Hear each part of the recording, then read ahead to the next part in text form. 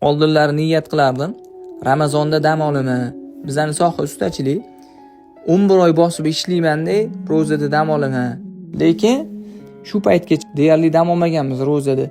Nimani sababidan? Allohning fazli barakoti bilan har yil Ramazonda shunaqa zo'r ishlar chiqadi. Ya'ni Ramazon oyida ko'proq daromad qilamiz boshqa oylarga nisbatan. Har yil o'zimda sinovdan o'tgan bu narsa. Shu o'rinda usta akalarimiz bor, baraka topishsa. Kunduzlari ro'za tutib, ishlab, og'ir mehnat bo'ladimi, changli mehnat bo'ladimi, shu ustachilikda mehnat qilishadi. Shu fursatdan foydalanib, hamma usta akalarni, ya'ni bizning kanalimizni kuzatib turganlarni hammani Ramazon oyi bilan chin dildan tabriklayman.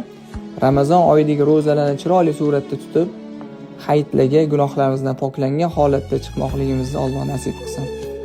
Hammaga Ramazon muborak bo'lsin.